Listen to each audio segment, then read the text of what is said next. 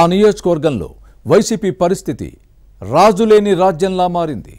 అతిరథ మహారథులంతా అక్కడే ఉన్నా పట్టాభిషేకం మాత్రం జరగడం లేదు. అన్నీ ఉన్న అల్లుడి నోట్లో శని అన్న చందంగా పార్టీ పరిస్థితి తయారైపోయింది. బాధ్యతలు తీసుకునేందుకు ముఖ్య నేతలు సిద్ధంగా ఉన్నా ఇన్ఛార్జ్ ఎంపిక మాత్రం జరగడం లేదు.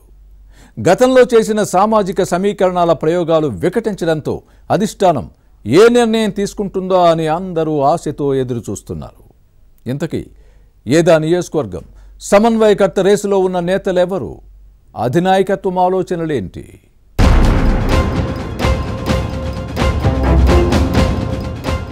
గుంటూరు పశ్చిమ నియోజకవర్గం రాజకీయంగా ఎంతో కీలక స్థానం. జిల్లాను శాసించే ముఖ్య నేతలంతా ఎక్కువగా ఇక్కడే ఉంటారు. అంతటి ప్రాధాన్యత ఉన్న నియోజకవర్గ ఇన్ఛార్జ్ నియామకంలో వైసీపీ అధిష్టానం మీనమేషాలు లెక్కిస్తోంది. కోఆర్డినేటర్ లేకపోవడంతో క్యాడర్ కు దిశానిర్దేశం చేసేవారు లేరు. గత ఎన్నికలకు ముందు చిలకలూరిపేట నుంచి విడుదల రజనీని ఇక్కడకు షిఫ్ట్ చేశారు. బీసీ కార్డుపై అప్పటి మంత్రిని బరిలోకి దింపినా విజయం దక్కలేదు.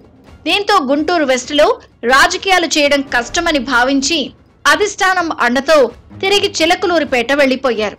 అప్పటి నుంచి నియోజకవర్గ సమన్వయకర్తను నియమించలేదు.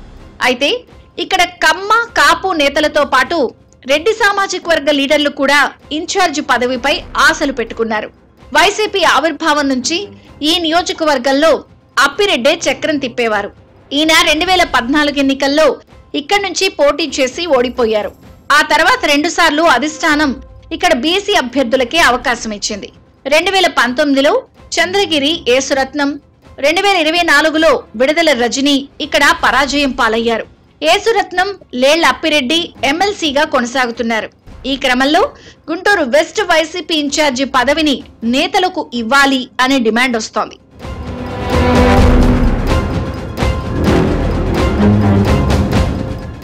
గుంటూరు వెస్ట్ సమన్వయ బాధ్యతలు అప్పగించేందుకు గట్టి నేత ఎవరని అన్వేషిస్తున్న వైసీపీ అధిష్టానం మాజీ మంత్రి అంబటి రాంబాబు పేరును పరిశీలిస్తోంది.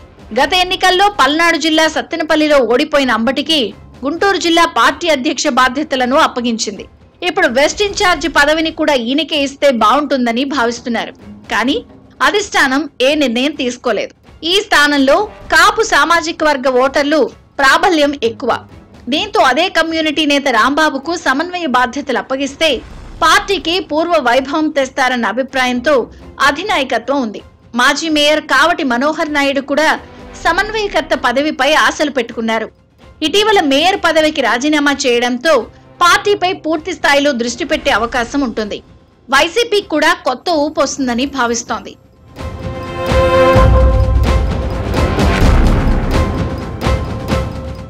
బీసీ ప్రయోగం విఫలమవ్వడంతో కాపు కార్డును తెరపైకి తెస్తోంది వైసీపీ.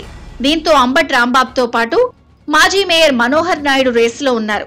ఇక అంబటి రాంబాబు సోదరుడు మురళి బాపట్ల జిల్లా పొన్నూరు నియోజకవర్గ ఫ్యాన్ పార్టీ ఇన్ఛార్జిగా ఉన్నారు. గుంటూరుకు కూతవేటు దూరంలోనే ఈ స్థానం ఉంటుంది.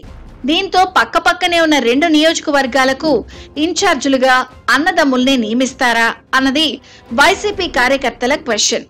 దీంతో కావటి మనోహర్ నాయుడుకు బాధ్యతలు అప్పగిస్తే బాగుంటుంది అన్న అభిప్రాయం వ్యక్తమవుతోంది. ఈ యువనేత పార్టీ కేడర్ కు జోష్ తీసుకొస్తారని అంటారు. కావటి మనోహర్ నాయుడు గత ఎన్నికల్లో పల్నాడు జిల్లా చిలకలూరిపేటలో టీడీపీ అభ్యర్థి ప్రతిపాటి పుల్లారావు చేతిలో ఓడిపోయారు. ప్రస్తుతం పార్టీ కష్టకాలంలో ఉన్న సమయంలో వైసీపీ అండగా ఉన్నవారికి భవిష్యత్తులోనూ అలాగే ఉండేవారికే బాధ్యతలు అప్పగించాలని క్యాడర్ కోరుతోంది. అధిష్టానం ఏదో ఒక నిర్ణయం తీసుకుని గుంటూరు వెస్ట్ ఇన్ఛార్జిని త్వరగా నియమించాలని పార్టీ శ్రేణులు సూచిస్తున్నాయి. సమస్యలను సాగదీయకుండా కొలిక్కి తీసుకురావాలని కోరుతోంది. ఏం జరుగుతుందో చూడాలి.